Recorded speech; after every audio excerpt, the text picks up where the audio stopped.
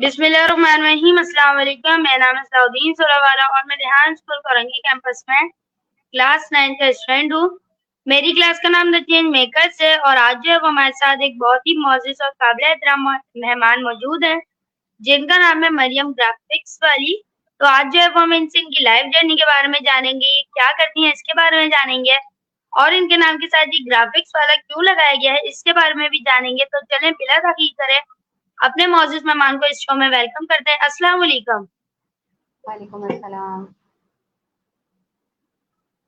Ma'am सबसे पहले तो मैं चाहूँगा कि आप हमारे देखने और सुनने वालों को अपना मुख्तसर सा तारुफ करा दें, ताकि जो लोग आपको नहीं भी जानते वो भी सही से जान सकें। बिल्कुल।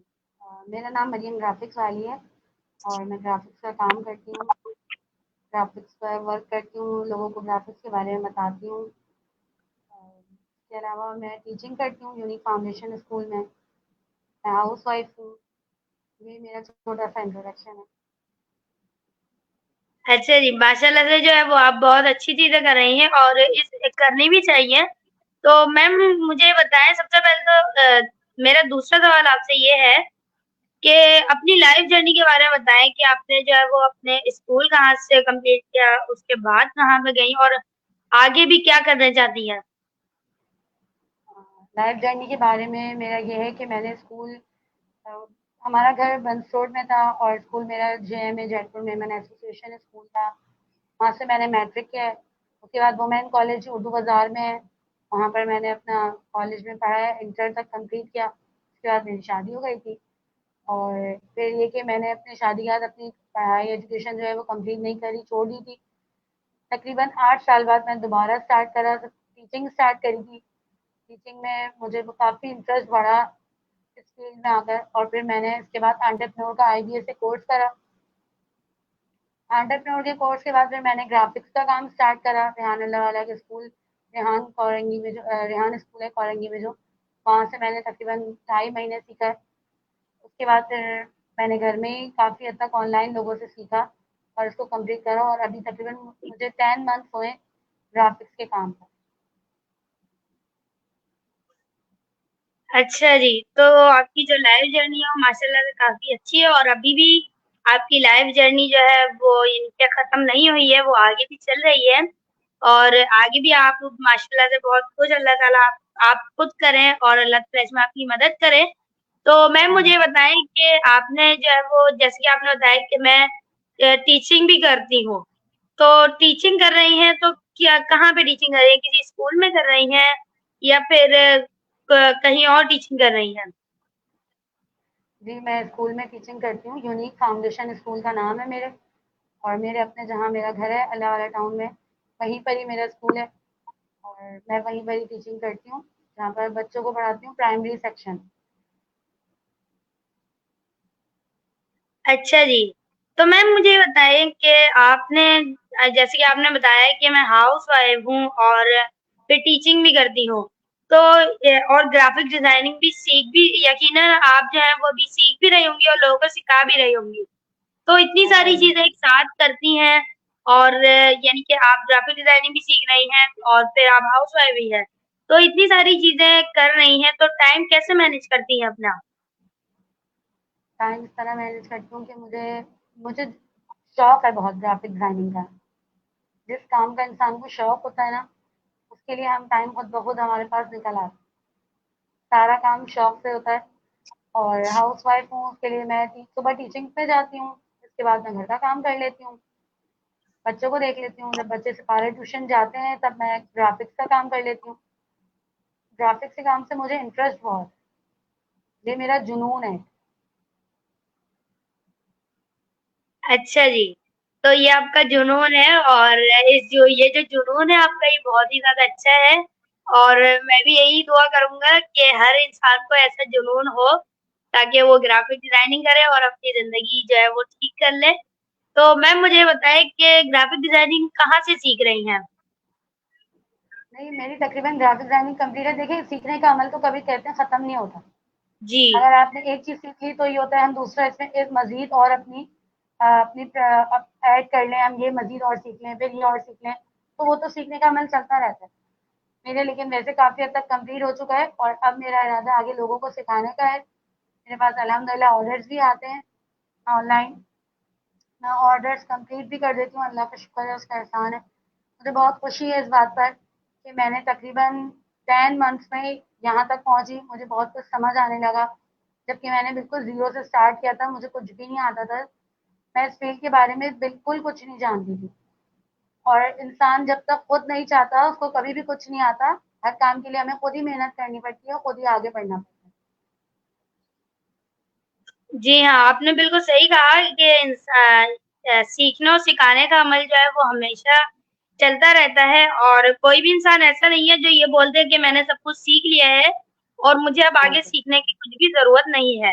और माशाल्लाह से जो है वो आपने जैसे कि बताया कि ऑनलाइन ऑर्डर्स भी आ रहे हैं, तो ये चीज़ बहुत ही ज़्यादा अच्छी है। तो मैम मुझे बताएँ कि जैसे कि समझे मुझे ग्राफ़िक डिज़ाइनिंग का कुछ भी नहीं पता।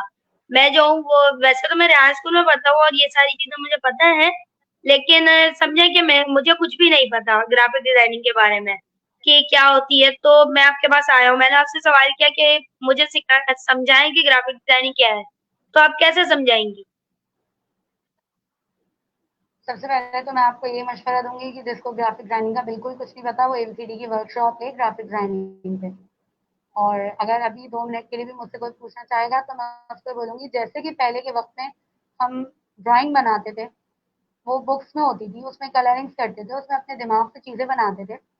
और अब जो है वो ऐसा है कि हम वही चीज़ मोबाइल में मतलब उसके थ्रू करते हैं काम सारा। अब टेक्नोलॉजी का दौर है। अब हम सारी चीज़ें जो है मोबाइल के थ्रू हर चीज़ बना लेते हैं। हमें कुछ भी आइडिया हमारे दिमाग में आता है तो हम वो कैनवा पे जाके उसको बना लेते हैं। वो जो भी हमारा आइडिया होता है वो प्रिपेयर हो जाती है, वो चीज़ बन जाती है। अच्छा जी, तो आपने जो है वो बिल्कुल सही तरीके से समझाया है और बाकी अगर किसी को समझ में नहीं आया होगा, तो वो जो है वो फिर जो आपने वर्कशॉप बताई है उससे सीख लेगा। तो मैम मुझे ये बताएँ कि सिर्फ़ कैनवा पर ही काम कर रही हैं या फिर किसी और भी प्लेटफ़ॉर्म पे काम कर रही हैं? जैसे कि कैनवा हो गया और भी बहुत सारी है जैसे कि हमारा फ़ोटोशॉप हो गया, इस पे भी काम कर रही हैं या सिर्फ़ कैनवा पे? नहीं, मैं अभी सिर्फ कैनवा पे ही कर। अच्छा, तो मैम मुझे बताएँ कि कैनवा पे जैसे कि आपने बताया कि काम कर रही हैं और ऑर्डर भी आते हैं, तो ऑर्डर कहाँ से आते हैं? मैसेंजर पर मेरे पास अल्हम्दुलिल्लाह अच्छे ऑर्डर आ जाते हैं। मेरे पास टीम है।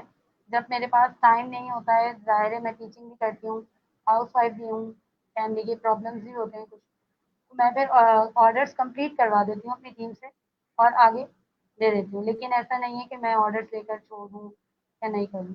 अल्हम्दुलिल्लाह वो हो जाता है मेरा कंप्लीट। जी हाँ, बिल्कुल सही बात है कि अगर जैसे कि टीम वर्क में जो है वो काफ़ी ज़्यादा अच्छा होता है, अगर हम टीम वर्क करते हैं तो उसमें काफ़ी ज़्यादा आसानी हो जाती है, क्योंकि अभी कभी-कभार ऐसा होता है कि कोई ऑर्डर आता है तो हम मसरूफ़ होते हैं तो वो कोई और कर देता है। तो मैम मुझे बताएँ कि इंटरव्यूज़ आपने लेना शुरू करे हैं या फिर अभी सिर्फ़ देने का सिलसिला ही शुरू किया है?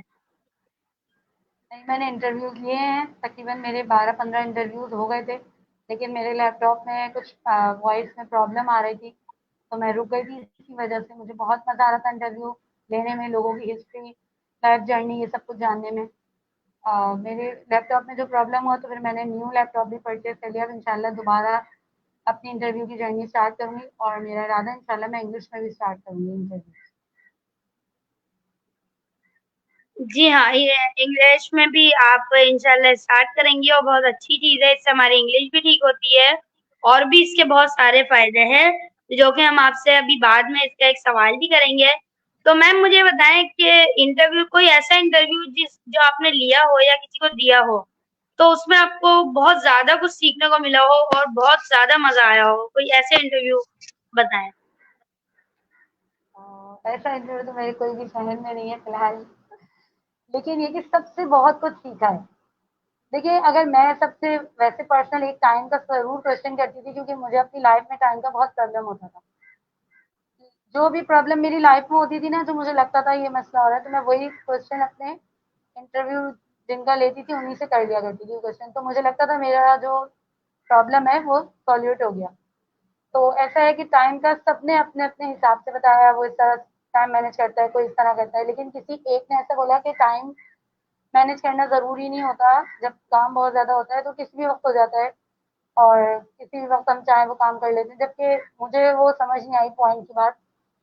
टाइम जब तक हम मैनेज नहीं करेंगे, जब तक हम कामयाब नहीं हो सकते, ये मेरी सोच है। लेकिन फिर वही बात आ गई कि सबकी अलग-अलग सोच होती है।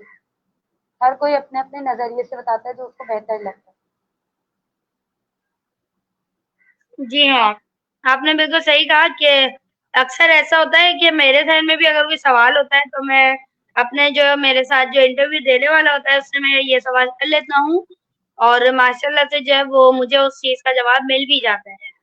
और ये बहुत अच्छी चीज़ है और इंटरव्यूज़ लेने के बहुत से फ़ायदे हैं। तो मैं चाहूँगा कि आप भी बताएँ कि इंटरव्यूज़ लेने के कोई ऐसे 3 फ़ायदे बताएँ जो आपकी नज़र में बहुत ज़्यादा अच्छे हैं और बहुत ज़्यादा इंटरव्यूज़ को ज़रूरी भी बनाते हैं? इंटरव्यू से सबसे ज़्यादा आपके अंदर कॉन्फिडेंस बिल्ड हो जाता है। आपको बात करनी आ जाती है लोगों से, किस तरीके से आप बात करें, क्या क्वेश्चन करें। क्वेश्चन करने के बाद आपके अंदर सब्र पैदा हो जाता है कि आप दूसरे का पूरा आंसर सुन सकें। इतनी देर तक आप जब तक खामोश रहेंगे तो आपके अंदर वो सब्र पैदा हो जाएगा कि आप दूसरे की बात पूरी तहम्मुल से सुनेंगे। और मेरी नज़र में इंग्लिश इंटरव्यू के तो बहुत ज़्यादा फ़ायदे हैं। उसमें मैंने जो नोट किया है आप लोगों को देखकर, ये रेहान स्कूल में बहुत अच्छा है ये रूल कि यहाँ पर इंग्लिश इंटरव्यू लिए जाते हैं। देखिए जब हम किसी का इंग्लिश इंटरव्यू लेते हैं, एक क्वेश्चन को अगर हम समझ कर उसको पूछ भी लेते हैं, उसके बाद जब हम उसका आंसर सामने वाले से सुन रहे होते हैं ना, हम काफ़ी हद तक कोशिश करते हैं कि उसकी पूरी ट्रांसलेट हमें समझ आ जाए प्रॉपरली।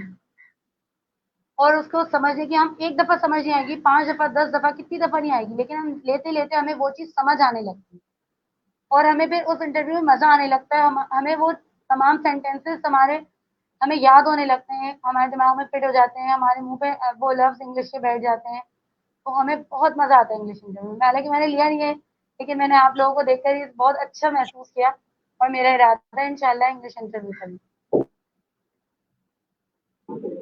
दिल से जी डरो हाँ, खौफ तो खत्म हो जाता इंशाल्लाह है हमारा। जी हाँ, आपने बिल्कुल सही इसके फ़ायदे बताए और इंशाल्लाह आप भी जल्द से जल्द इंटरव्यूज़ लेना शुरू कर देंगी और अल्लाह ताला आपको इस चीज़ में कामयाब करे। आप बहुत अच्छे-अच्छे लोगों से मिलें, बहुत अच्छे-अच्छे लोगों से इंटरव्यूज़ करें।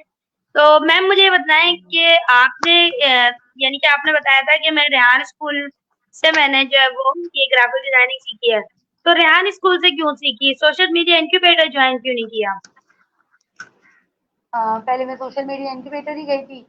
फिर उसके बाद मुझे वहाँ पर उन्होंने बोला कि रेहान स्कूल आपके घर के करीब पड़ेगा। फिर मैं रेहान स्कूल चली गई थी। वहाँ पर जाके हमने सर्वे करा, देखा, तो फिर मैंने वहीं से ज्वाइन कर लिया था। तकरीबन 2 ढाई महीने मैंने तकरीबन वहाँ पर सीखा है। फिर कुछ प्रॉब्लम्स हो गई थी, मेरी सास की डेथ हो गई थी, इसलिए मैंने छोड़ दिया था। फिर मैंने घर में उसको कंप्लीट कर लिया था। जी हाँ, तो मैम मुझे बताएँ कि रेहान स्कूल कौरंगी कैंपस का माहौल, रेहान स्कूल कौरंगी कैंपस के बच्चे आपको और ख़ास तौर पे सर, टीचर्स आपको कैसे लगे? और रेहान स्कूल कौरंगी कैंपस में आपने जो यानी कि सीखा तो कैसा लगा? हाँ, सब अच्छा था माशाल्लाह, सबने अच्छा सिखाया है, काफ़ी सपोर्ट किया। और बाकी देखिए स्टार्टिंग पर ये था कि अपनी मेहनत से ही आगे बढ़ना है। शुरू में तो समझ नहीं आती थी इतनी, लेकिन काफ़ी करते-करते ये चीज़ समझ आने लगी कि टाइम लगता है इस चीज़ में। पहले मुझ में बेसब्री ज़्यादा थी।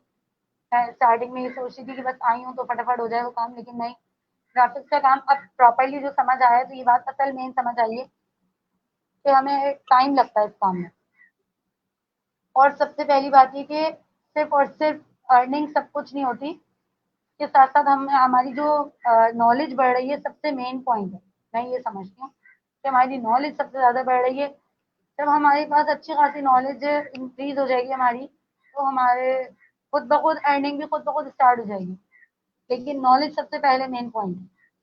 लेकिन लोगों को ये बात समझ नहीं आती। मुझे भी नहीं आती थी ये बात समझ में। मुझे काफ़ी जल्दी थी जब, लेकिन अब ये बात जो समझ आई है, तो मैं यही चाहती हूँ और लोगों को भी ये समझा सकूँ। और मैं अपने हर इंटरव्यू में बात ज़रूर बताती हूँ कि ग्राफ़िक्स के काम में जो भी आए तो वो ये सोचे कि इसमें टाइम लगेगा, एटलीस्ट 1 ईयर तो दें कम से कम। तहम्मुल से सीखें, अच्छा सीखें, और टाइम दें इसको, इसके एक्सपर्ट बन जाएं। अगर आपने अपने नाम के आगे जो भी लगाया है उसके एक्सपर्ट बनने की कोशिश करें। एक्सपर्ट बनने में जो मजा आएगा ना, वो फिर आपको किसी और चीज में नहीं आएगा। अर्निंग में भी इतना मजा नहीं आएगा जितना आप एक चीज के माहिर बन जाए, एक्सपर्ट हो जाए, कि लोग आपको ढूंढ निकालें, इतने एक्सपर्ट हो, लोगों को आपकी जरूरत हो, इतने एक्सपर्ट हो। जी हाँ मैम, आपने जो है वो बिल्कुल सही कहा कि हमें जो भी हम काम कर रहे हैं उसमें हमें एक्सपर्ट होना चाहिए और सब्र से काम लेना चाहिए। ये नहीं सोचना चाहिए कि हम फ्रीलांसिंग सीख रहे हैं तो फौरन के फौरन ही हमें ऑर्डर आना शुरू हो जाए। देखें, जब हम जैसे कि जब हम मैट्रिक करते हैं उसमें 10-12 साल लग जाते हैं। फिर उसके बाद जो है जब हम अपना फर्स्ट ईयर, सेकंड ईयर, फिर अगर डॉक्टर बनना है तो उसकी 5 साल की पढ़ाई और उसके बाद जाके हम डॉक्टर बनते हैं।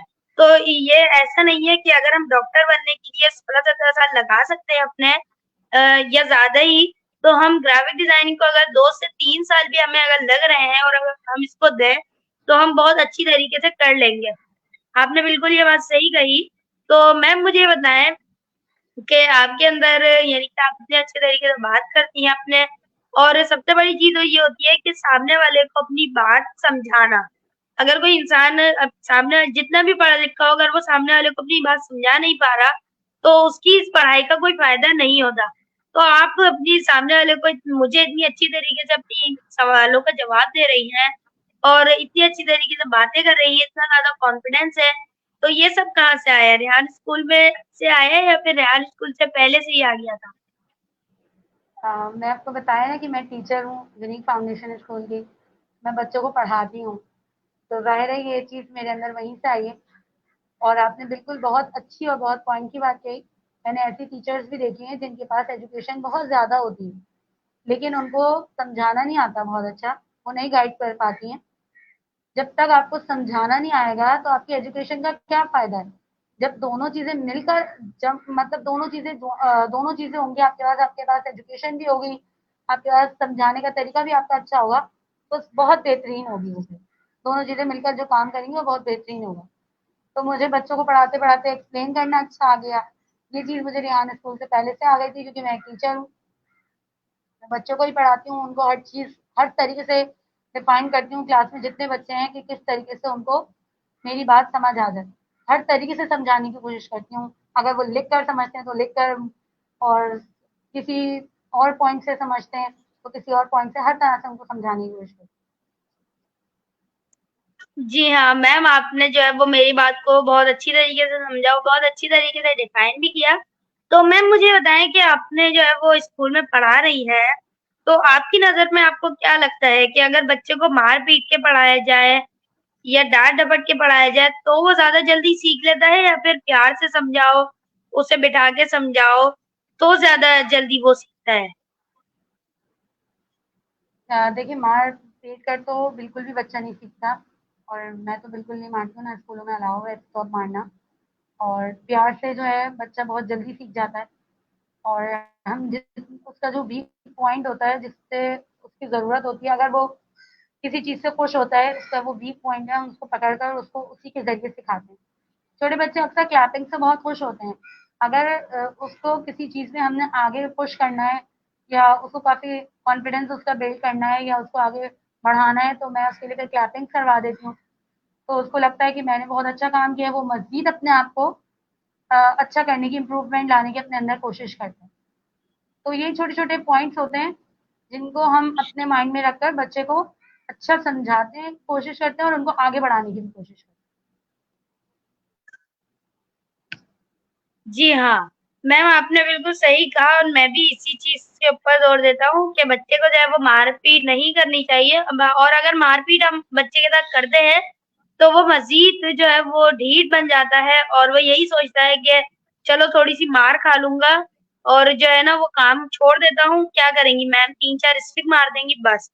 तो यही चीज है कि बच्चों को मारना नहीं चाहिए, इससे जो है वो उसका दिल भी छोटा होता है, पढ़ाई से फिर वो भागते भी है और उनका सही से दिल भी नहीं लगता। तो मैम मुझे ये बताएं कि आप यानी कि इंसान की जिंदगी में ऊंच नीच होते रहती है, कभी कभार वो डीमोटिवेट भी हो जाता है। तो अगर ऐसा होता है कि आप कभी कभार किसी चीज से डीमोटिवेट हो जाती हो, तो ऐसी कौन-सी चीज़ है जो आपको मोटिवेट करती है या आप कोई हो सकता है आप कोई वीडियो देखते हो मोटिवेशन की या आपको कोई और कोई मोटिवेट करता हो, कौन है जो आपको मोटिवेशन देता है? और सबसे ज़्यादा आप उसी चीज़ से अगर डिमोटिवेट होती हैं, तो मोटिवेशन हासिल करती हैं? हाँ, बिल्कुल सही क्वेश्चन किया आपने। मैं बहुत ज़्यादा डिमोटिवेट होती हूँ। बहुत दफ़ा ऐसा होता है कि मैं बिल्कुल थक जाती हूँ और मैं कहती हूँ अब मैं नहीं करूँगी ग्राफ़िक्स का काम। लेकिन क्योंकि ज़िम्मेदारी बहुत ज़्यादा है हाउसवाइफ़ होने की वज़ह से और टीचिंग भी करती हूँ, बहुत ज़्यादा थक जाती हूँ बाद टाइम। लेकिन ये कि फिर कोई वक़्त ऐसा होता है कि मैं फ्री होती हूँ, तो मैं कहती हूँ अब मैं क्या करूँ? बस फ्री टाइम में। तो मैं वापस से वही ग्राफ़िक डिज़ाइनिंग को ही चूज़ करती हूँ और वापस उसी में वर्क शुरू कर देती हूँ क्योंकि मैंने कहा ना मुझे ग्राफ़िक डिज़ाइन से इंटरेस्ट बहुत। जब भी मैं 10 मिनट, 20 मिनट, आधा घंटा जब भी फ्री होती हूँ ना तो मैं यही काम करती हूँ। ये समझ लें कि मैं आराम में मेरे ये काम है। आराम के वक़्त में भी मैं यही काम करती हूँ। और इसके अलावा ग्राफ़िक डिज़ाइनिंग का काम बहुत अच्छा है, बहुत इंटरेस्टिंग काम है। जो लोग इसको कर रहे हैं तो मेरा ख़्याल है कि बहुत इंटरेस्टिंग काम है। बाकी और लोगों के इंटरेस्ट पे डिपेंड करता है। भाई मुझे तो बहुत मज़ा आता है इस काम में। नए-नए आइडियाज़ आते हैं। हम जो चीज़ देखते हैं, हम उसी को खुद से बना सकते हैं। सबसे मेन पॉइंट ये होता है। हमें कोई चीज़ अच्छी लगी, हमने उसको लाइक किया, फेसबुक पोस्ट पर हमने उसी को खुद से बना लिया। हमारे अंदर इतना टैलेंट आ गया है कि हम वही चीज़ खुद बना सकते हैं।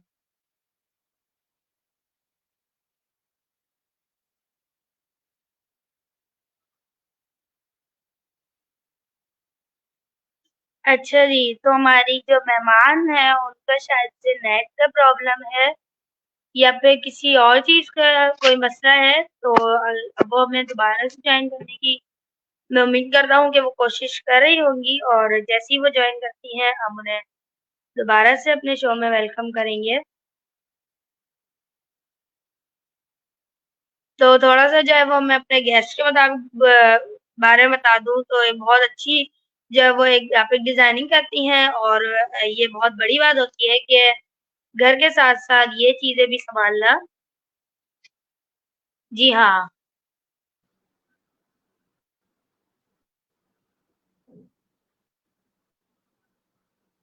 अच्छा जी, मैम आपको दोबारा वेलकम करते हैं हम अपने शो में। अब आपका नेट सही चल रहा है? जी, जी, बिल्कुल। आई एम सॉरी वो ड्रॉप हो गया था आई थिंक। नहीं, नहीं, कोई मसला नहीं है हो जाता है। मेरे साथ भी अक्सर ऐसा हो जाता है। तो मैम मुझे ये बताएँ कि आपने जैसे ये बताया कि मैं अपनी जो है वो फ़ारिग टाइम में भी यही काम करती हूँ और करना भी चाहिए, बहुत अच्छी चीज़ है। तो मैम मुझे बताएँ कि आपके नाम के साथ ये जो ग्राफ़िक्स वाली लगाया गया है, ये क्यों और किस वजह से लगाया गया है? और ये क्या शुरू से ही है या फिर अभी लगाया गया है?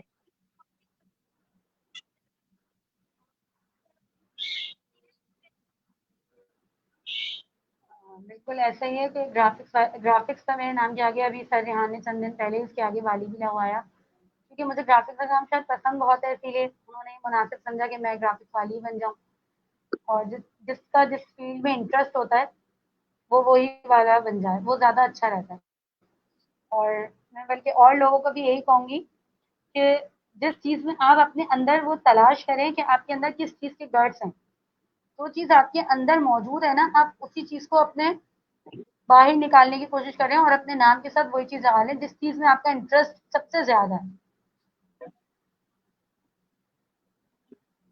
जी हाँ, मैम आपने बिल्कुल सही कहा कि जिस चीज़ में आपका इंटरेस्ट बहुत ज़्यादा है, आप उसी चीज़ को अपने नाम के साथ लगाएँ ताकि जब भी आप अपने नाम को देखें, आपको अपने गोल की याद आ जाए कि मुझे जो है वो मेरा गोल अचीव करना है। तो मैम मुझे ये बताएँ एंड में मैं चाहूँगा कि आप हमारे देखने और सुनने वालों को कोई ऐसा पैगाम दें जो उनके हमेशा ज़िंदगी भर काम आए और अगर वो कभी भी किसी मसले में फँस जाएँ तो वो उससे निकलने का उन्हें वो यानी कि इस चीज़ के बारे में वो सोचें तो उन्हें मोटिवेशन हासिल हो।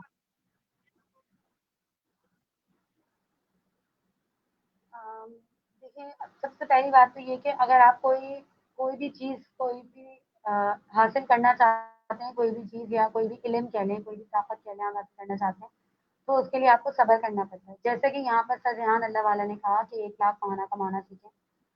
तो ये मुमकिन है, पॉसिबल है लेकिन देखिए इसके लिए आपको सब्र करना होगा। जब हम सब्र करते हैं ना, तो हमारे लिए वो चीज़ खुद ब खुद आसान हो जाती है। अगर हम बहुत ज़्यादा घबराहट करते हैं किसी चीज़ की, तो वो खुद ब खुद हमारे लिए वो काम मुश्किल बन जाता है, क्योंकि हमारे दिमाग में ये बात बैठ जाती है बस जल्दी हो जाए, ये काम हो जाए, हो नहीं रहा। जब हम दिमाग में सवार करके कोई काम करेंगे ना, तो वो काम नहीं होता कभी भी।